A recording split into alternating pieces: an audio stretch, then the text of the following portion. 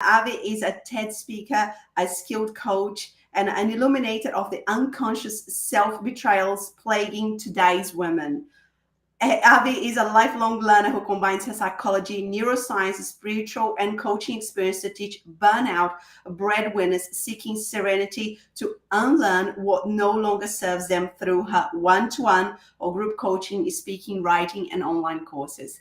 Hi, Avi. How are you? I'm good. I'm so excited to be here. Thank you so much for taking the time. We've got so much to cover. I think if you haven't watched Avi's TED Talk, I'm going to add in the comments. It is, for me, it was so thought-provoking and powerful and very much in line with what I believe we need to do as a society. But Avi, I'll let you talk a little bit about like how, you got yourself into this journey to, even to get to that TED Talk place, Yeah. I'm so thrilled that you reached out because obviously I feel incredibly passionate about this message, which is why I did a TEDx on it. But really, I mean, the story is in the TEDx. I mean, I was a practicing psychotherapist and I thought that I had everything all worked out, and I certainly looked like I did. I had, a good business. I did good work. I was a good psychotherapist, and I was in therapy and I was doing my work and all the things. And, but at home, I was married to someone who was relapsing on pain medication. And my life was really kind of a shit show. And I didn't know, way all those decades ago, I didn't really understand that 95% of our brain is unconscious thoughts. Like that's not what we learn in psychotherapy school, or at least not what we learned, 3 decades ago. And so what happened was, he was very, very out of it. And we had this scuffle, and which we had never had before, but there was a mandatory arrest law at the time in Colorado. I didn't know. And he had called 911. He shoved me and I slapped him. He called 911 and the cops came. Once the cops come, they have to arrest somebody. And I didn't know that. And I told them what happened, and he said he never shoved me, and they arrested me. Wow. And so all this work that I had done in therapy of my own, and I had clinicians that supervised my work. I was a clinician supervising other therapists' work. I was in analysis. I was doing all the work. I can tell you I learned more in a night of jail about myself than I did in all of that, because it was really through that night, this really, really dark night of the soul, where I was beyond humiliated, absolutely beyond humiliated. Like I was beside myself with humiliation. And I was beside myself with shame for leaving my son. They took me away and my son was with him, and I knew he was under the influence, and I didn't know what he was doing. And, he might brought my son to the neighbors, but by the end of the day, I didn't have any control over anything. So I was out of control. I couldn't run around and blame him for anything or try and make this work or I couldn't do anything with my environment. Yes. To make anything different. I was literally stuck inside myself, like in this prison. And that's when I kind of had this awakening that I was like, oh my gosh, it's all these things that I've been telling myself, all of these deep-seated beliefs that I wasn't worthy, that I needed the man, or I needed this, or I needed that to be worthy. And when I started to look at every decision and choice that I had made, born out of that unconscious belief, because if you had said it to me, I would have told you you're crazy. I'm like, of course I like myself. I got friends. I got a great business. I worked on self-love. I know what that is, right? No. And so that's what happened. And from that day forward, it just, everything kind of changed. I got out of that marriage. I instantly attracted a partner that was completely aligned with my worthiness. But what really started that talk was many years later. I was at a middle school assembly for my son, and the cop on stage, and this is kind of, I think, what got you and I together, because you were like, oh my God, I got to show this to my daughter. Yeah. The cop on stage was basically talking to the kids because they were sending naked pictures to each other. And he was trying to get them to stop. And he said, whenever he interviewed the boys and said, why are you pressuring the girls to give a picture? They said, Of course, I want to see a picture of her naked. Yeah. Innocent enough, right? Like that's what boys want to do. That's what men still want to do. They just want to see pictures of us naked, right? Yeah. That's who they are. It's okay. But when they asked the girls why they did it, the girls all said, because I wanted him to love me. Yeah. And I just started crying like in this assembly. Like and I knew what he was going to say before he said it. And I was like, how can this be? Yeah. How can this be? I was born in 1970. These kids were born in 2003. Hmm. I was the generation, you bring home the bacon, fried in a pan, never let you forget. Like I was we were empowered. Yeah. My mother had to come up and be empowered. She didn't grow up empowered. She became empowered through that thing and then raised my generation of women who are supposed to be empowered. Yeah. And now we're raising girls that Listen. feel the same way that we did. So Yeah, that is such a powerful story. I mean, I left my country, Brazil, because unconsciously I saw this happening around me. Like, as soon as you get to a certain age, like 14, 15, there is like, okay, well, you were a girl, you need to behave a certain way because you want to be a good girl, because you want to get a boyfriend, that you're going to get married one day. And I kind of observed this. I had older cousins that would come home like crying because their boyfriends broke up with them, and I kind of saw this different expectations, the girls getting really upset, the men not giving too much of a, just enjoying their lives. right. And I kind of thought, this doesn't really suit me because one, I don't particularly want to be a good girl, and then what? What is going to happen if I'm not a good girl? Like, do I want to behave a certain way just so I hope to one day I'm going to hope, Right. And, and a lot of my friends who were boys, they were cheating on their girlfriends on top of it. And I'm like, I'm not putting up with that.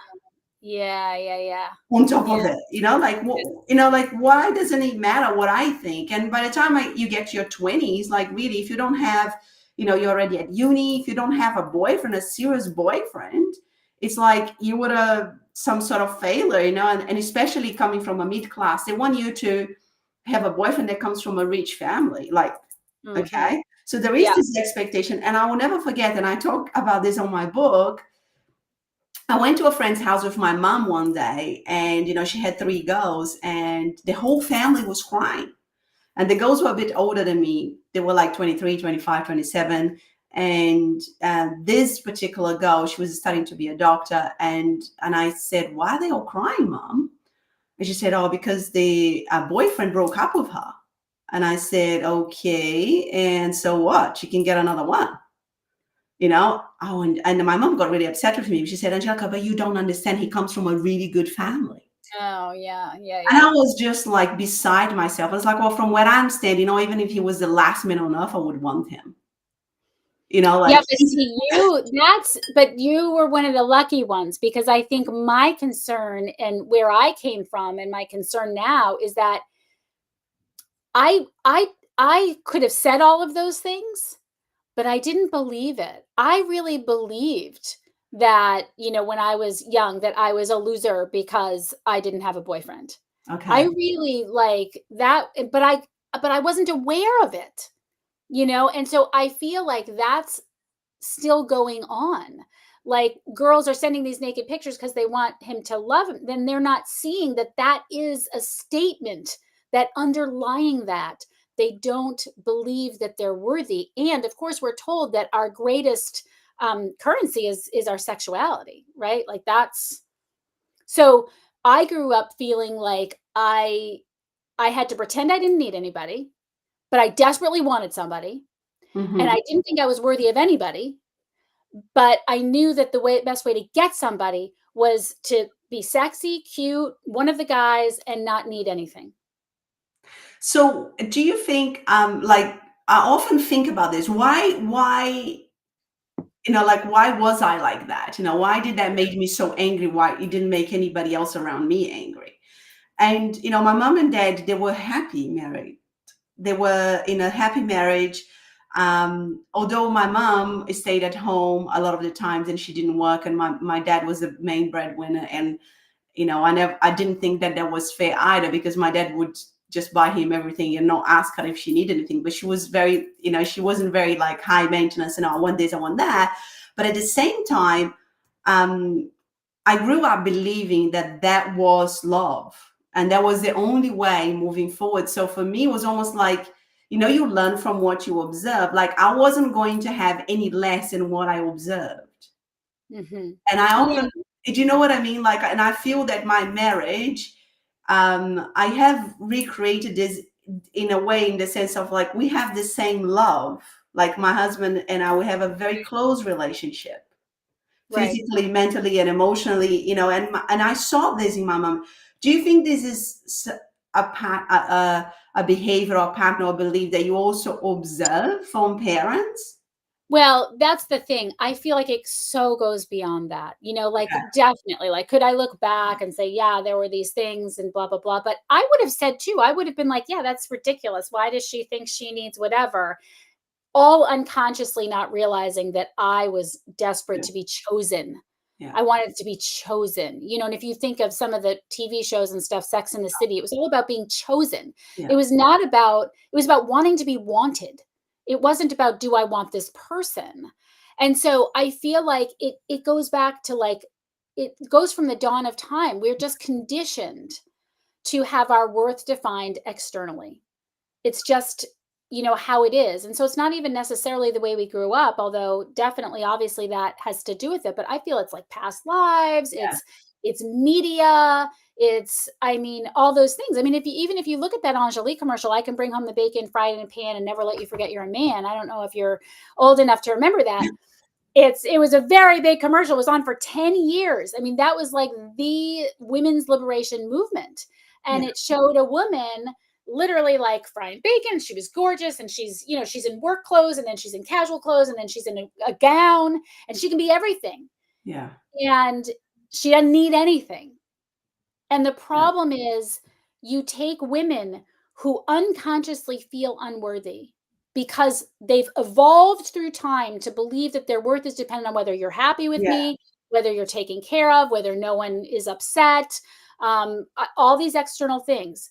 You take a woman who has evolved that way, believes unconsciously that she's unworthy, and you put them in the workforce. They're going to behave in the workforce the same way they behave anywhere, because that's what we do as humans. We behave wherever we are.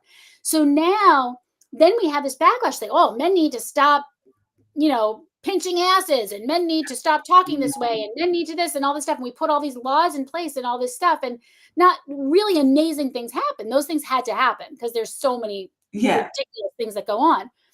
But women will never be liberated until they see that it's an inside job. Yeah. Because if I go into work still believing that I am only as worthy as you are happy with me, I'm going to overfunction. I'm going to overextend myself. I'm going to say yes when I mean no. I'm going to do all these things that are going to just make me absolutely exhausted and resentful. Yeah. And that's the piece that, I always say there's empowerment isn't bestowed on you. It's generated within you. Yeah. So it's got to come from here. And so how do we go from, this place? And I, like what you talk about, like there's so many laws these days, and there is so, things that goes on, like to protect women against this.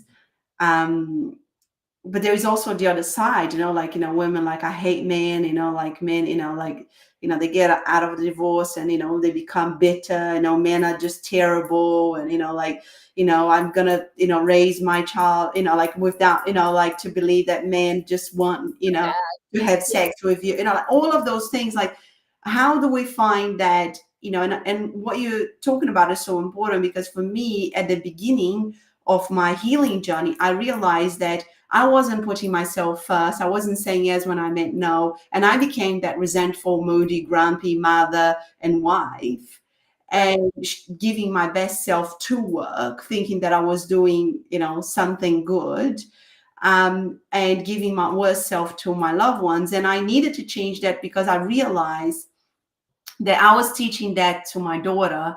That's and right. I was teaching that to my son as well. Like, abuse, your health, in yourself in order to look happy and Yeah. you know, and successful and all of that our society.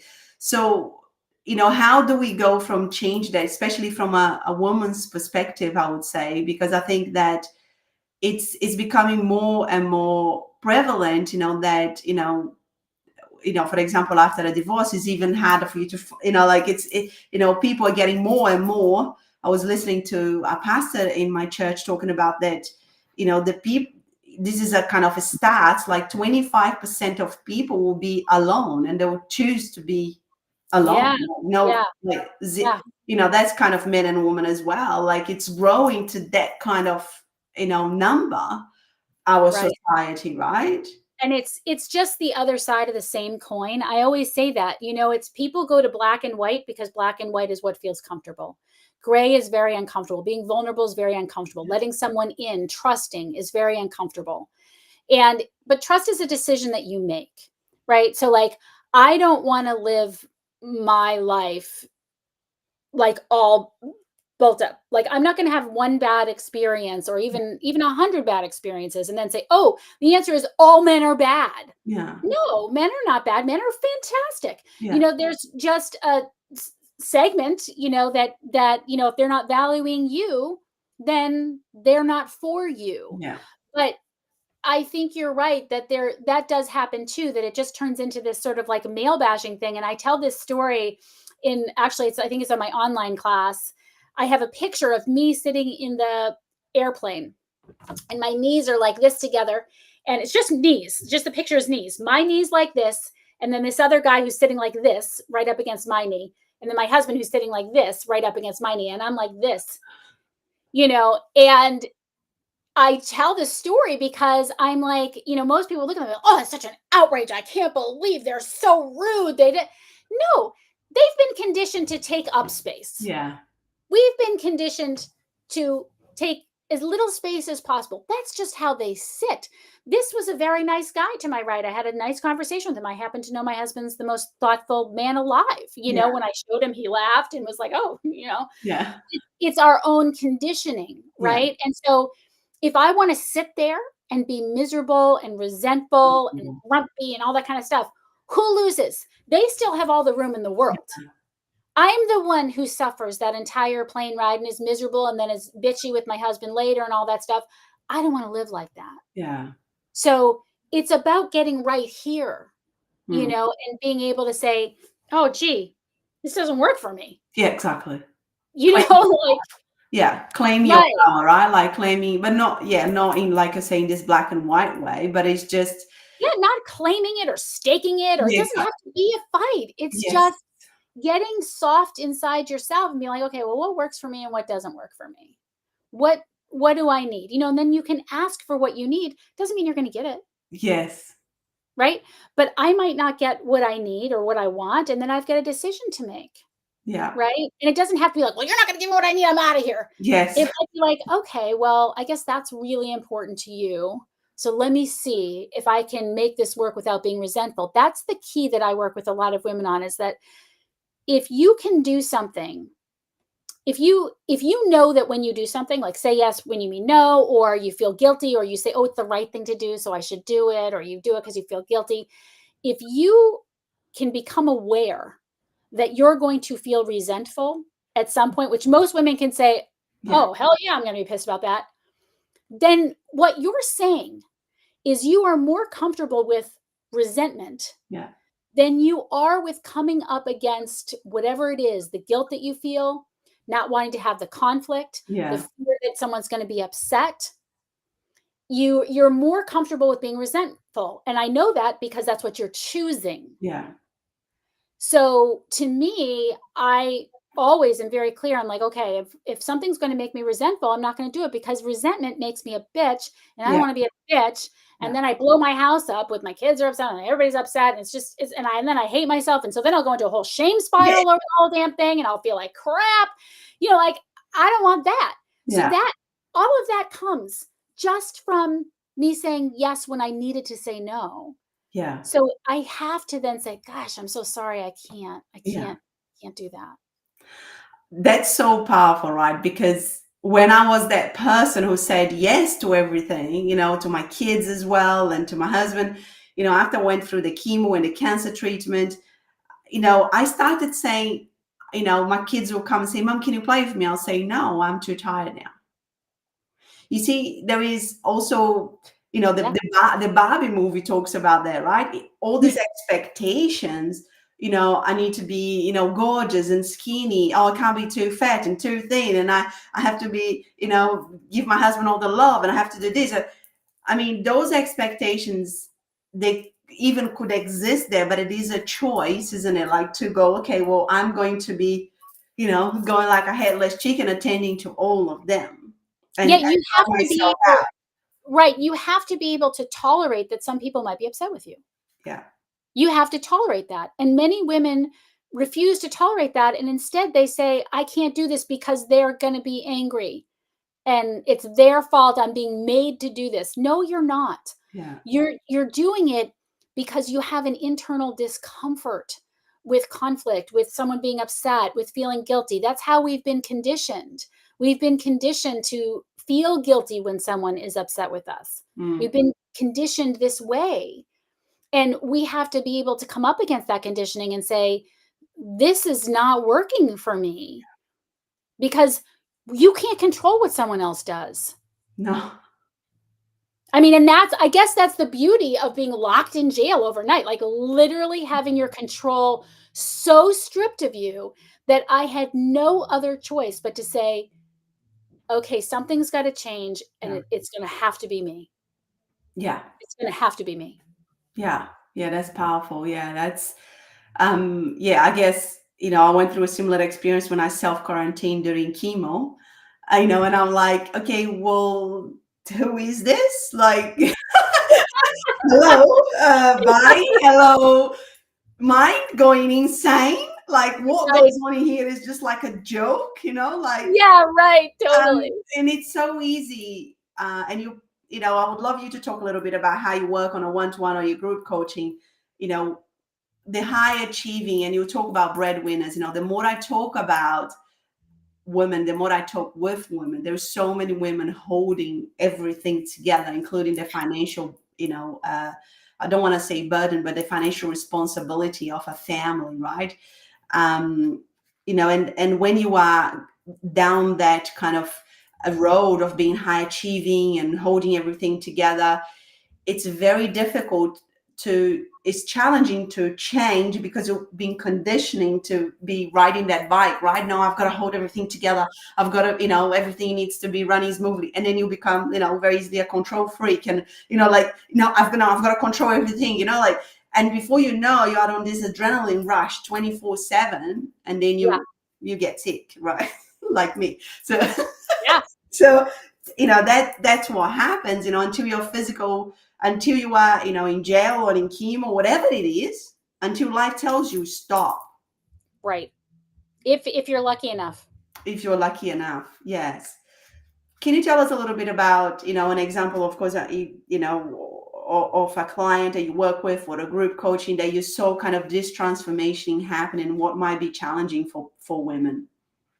Yeah, I mean, there's so many. I mean, one of the things that I really talk about a lot is self-betrayal, because Mm. what we don't realize is that all of these little things that we're doing is betraying ourselves.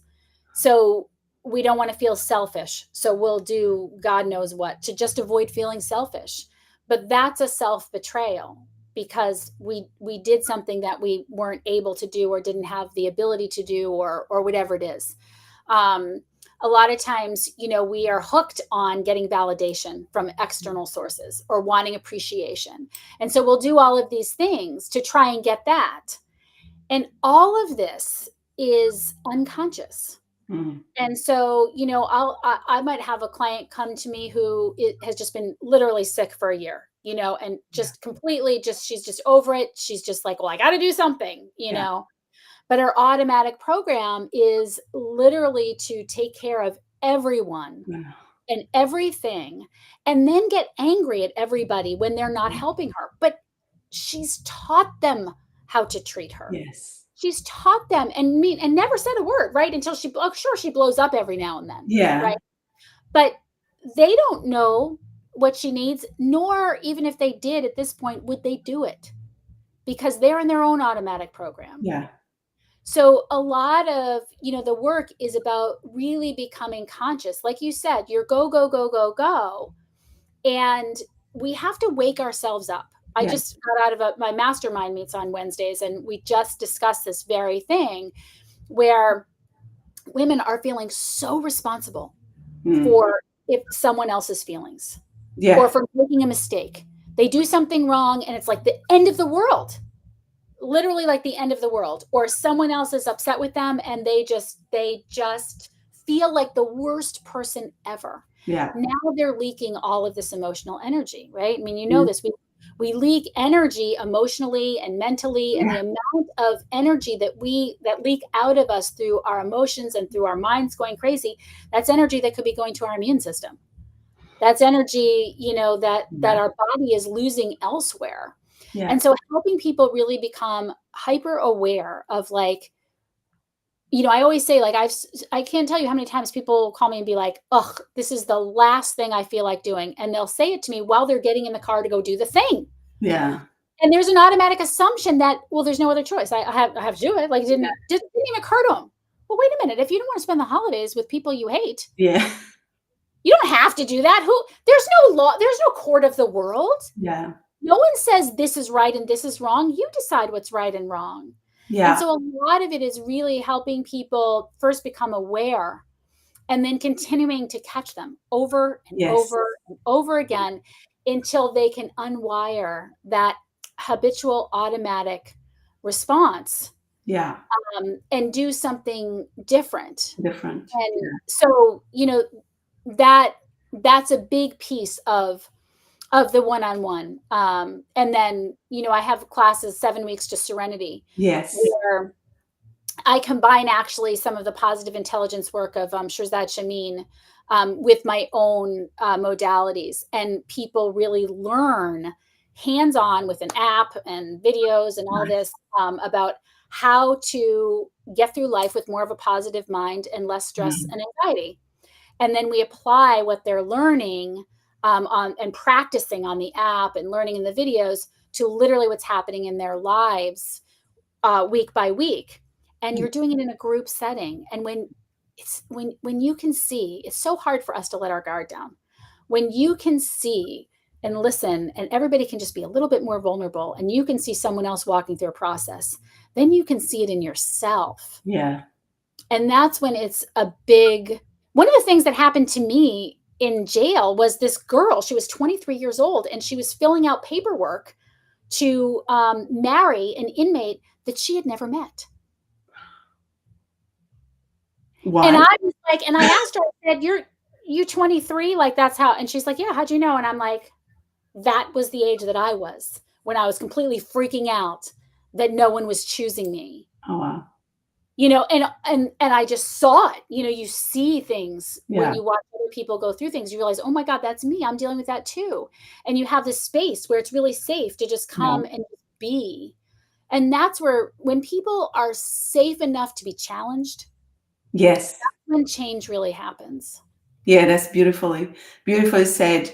And we were talking a little bit off camera, and I was telling you that, recently I've been focusing on following women, because I've been curious about, like, why do I always follow men, and, and have had male coaches. And I see that, there is a lot of, like, more comparison, more kind of that feeling of, like, animosity between women.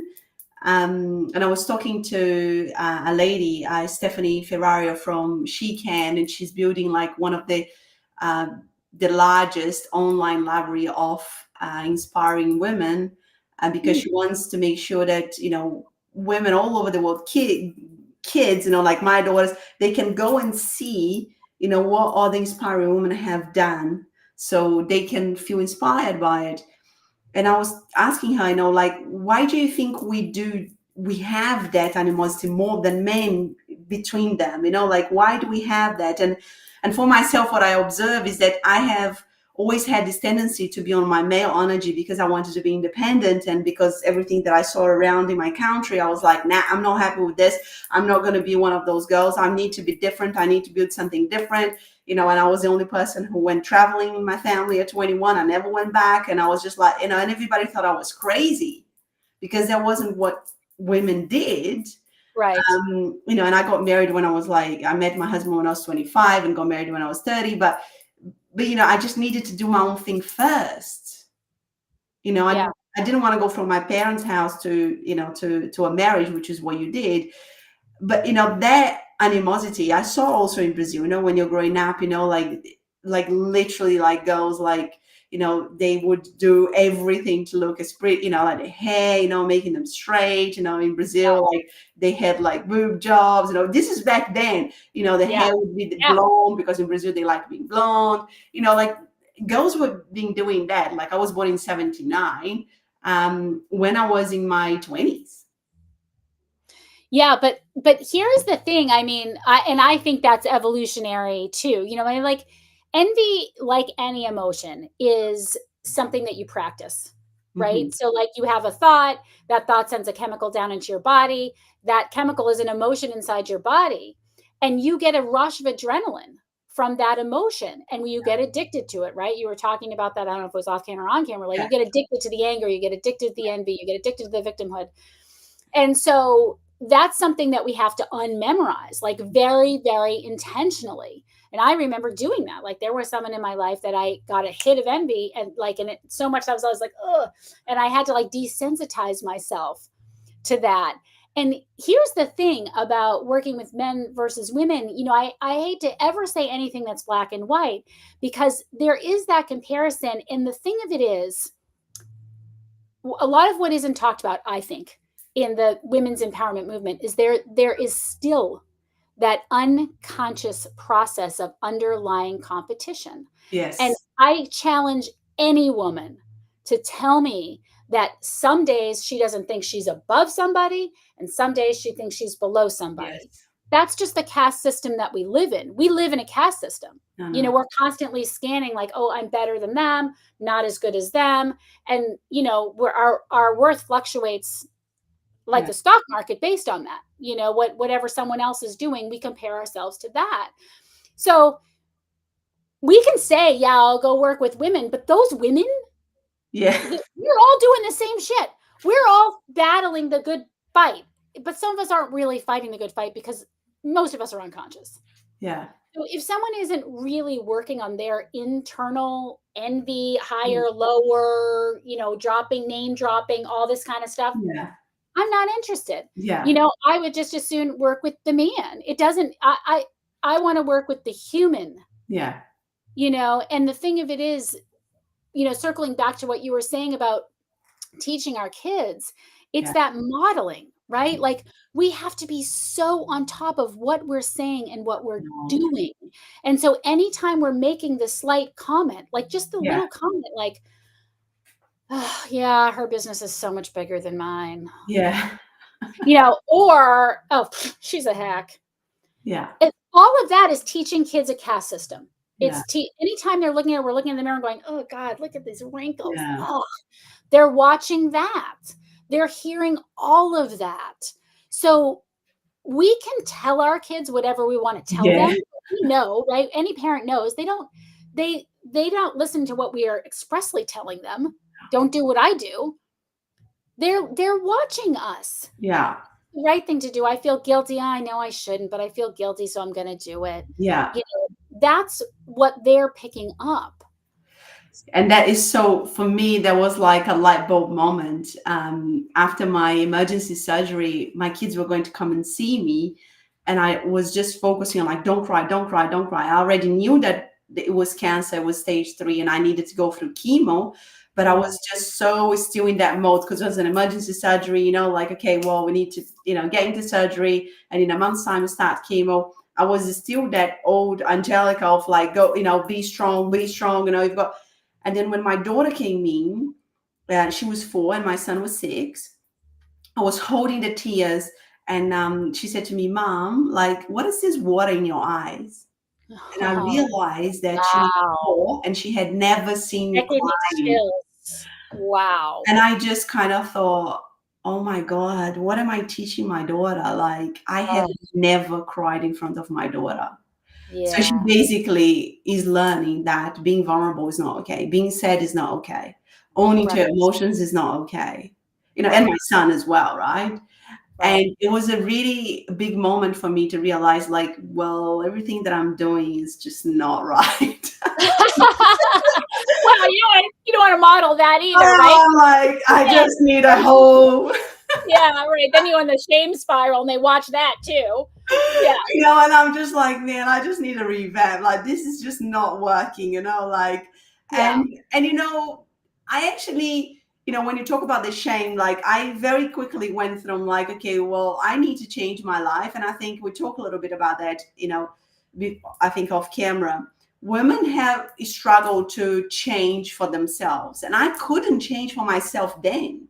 Mhm. I was fighting for my life for Right. my kids. That was my only, like, literally, I would wake up and think, okay, what can I do today to heal myself physically? What can I do today to heal myself mentally? What can I do today? I was just like on a mission, Yeah. like just that. But at the beginning, it wasn't just like I'm doing it for Angelica. I was doing it for my 2 kids. For your kids. And I think that's where you have to come to women at, because so many of them are, even though they know that they should live for themselves, they have this unconscious process going on where that's bad, that's selfish. In fact, in one of my groups recently, someone said, we were just talking about the anxiety of the holidays, and wanting to make sure everything's all right and everything. Yeah. And one of them said, well, Abby, it sounds like what you're saying is that we should just be selfish and enjoy ourselves.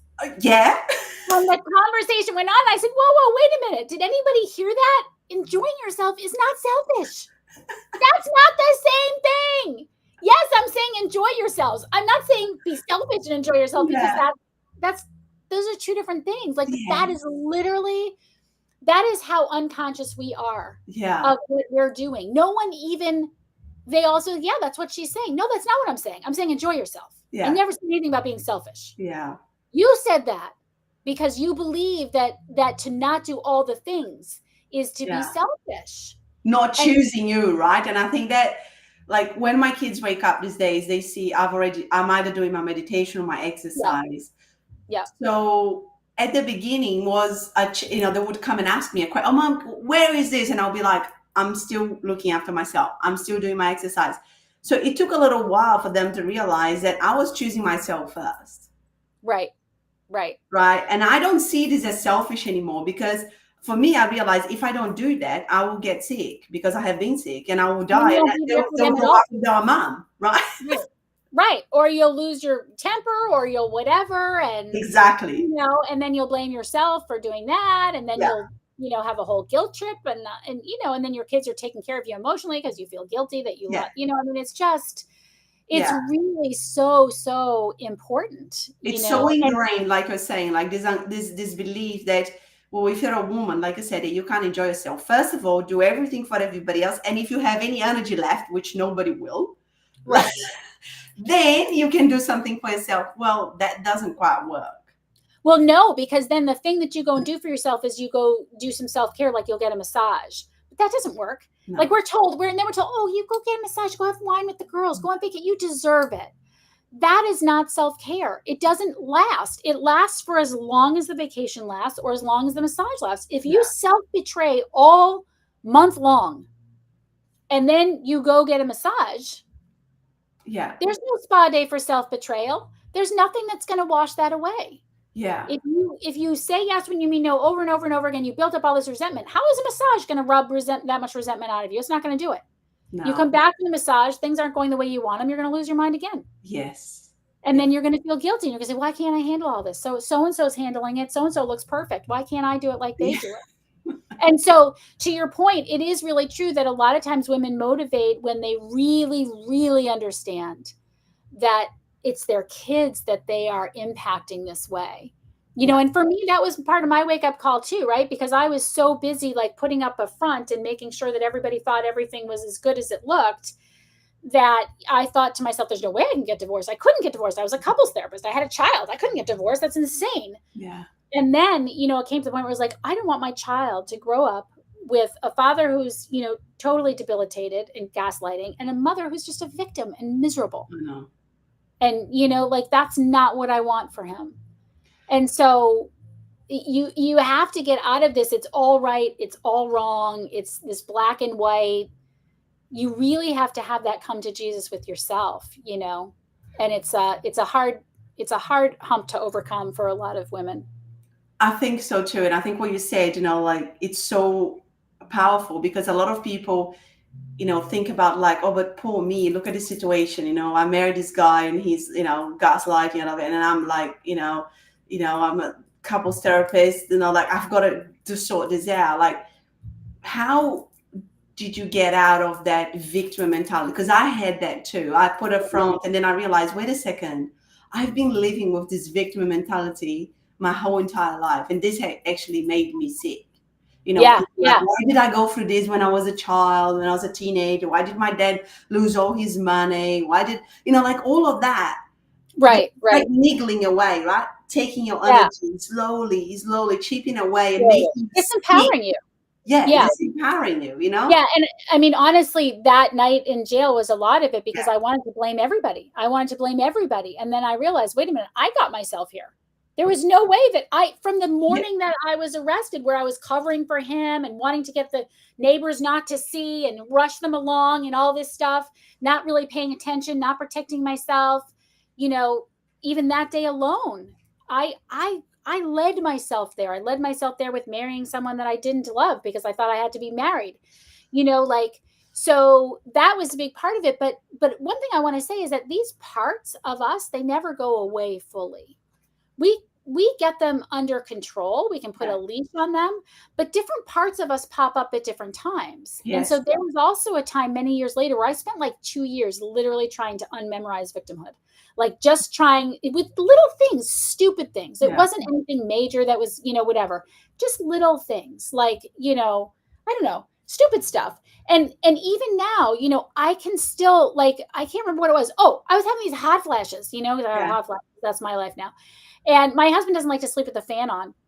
And I remember in bed the other night, a few weeks ago, and he was like, do you want the fan on? And my mind is saying, oh yeah, of course I want the fan on. You don't want to sleep with the fan on. What is that? That's the victim mentality. That's the victim in me, right? I got to put a leash on that. I got to quiet that down. Yeah. And just be aware. It doesn't go away. We don't get an A for self-evolution. We just move forward the best we can, becoming more and more aware. Yeah. And on a good day, I catch that.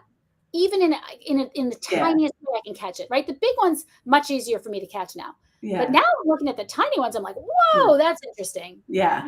There she is. Yeah. And then you can say, well, yeah, if you don't mind, I would love it. But if it's, whatever. Yeah. So but it takes a lot of attention. It really takes a lot of attention to what's going on in your inner world. Yeah. And what I say to my clients is that, when your body's in survival mode, you haven't got the capacity to deal with that mentally, because it does take, when you talk about that, for me, it's like the anger, like, so I will just, like the little things, I'll just instantly, that voice goes like, what is this happening? It's like, whoa, like, you were going down that road again, girl. I was like, okay, let's just calm down. Right. That in itself takes energy, right? For you to be catching yourself so quickly and doing something about it so quickly. It doesn't come like automatically. You don't drink a shake for it. You don't take a supplement for it, right? No, and just because you recognize it doesn't mean it goes away instantly either. I mean, I write about this in my blog all the time. Like sometimes something will happen, and I'll just get so irritated, whatever, an email, whatever, anything can kind of happen, right? And sometimes it just sticks with me. Yeah. Something that's really important that you wanted that you didn't get. Yeah. And you're like, oh, I've been working so hard. How did this happen? And it's like my whole day then becomes about just staying on top of that part of myself. Yeah. And I don't have to make it go away, because it might not go away. Yeah. That's just life.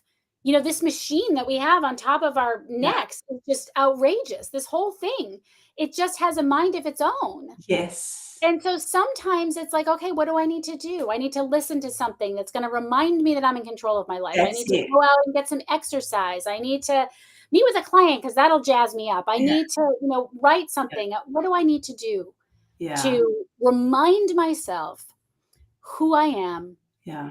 and the empowerment that is within me?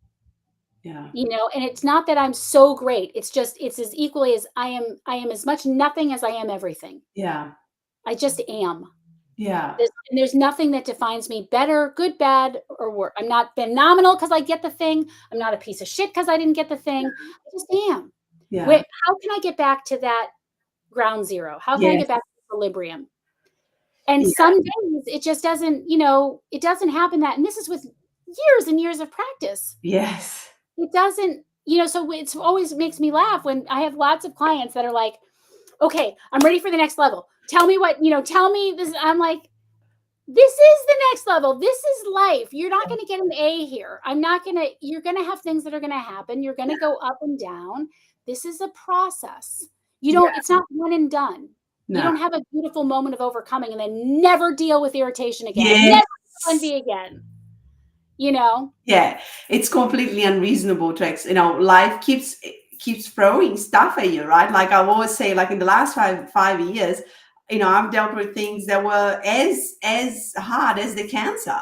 But like, do you know what I mean? Like, but life keeps, be like, oh my God, why does this happen again to me? No, like this right. And I've done all this work. I shouldn't feel this way. How can I have done so much personal work and I still feel this way? Oh my God, I mean, that's why I really caution a lot of people around, like, a lot of people is like, oh, the spiritual stuff. Oh, you just, and one day you're just going to be enlightened and then everything is going to be like, oh, no. I know. And I think this is happening there is a lot of information, right, on the internet now.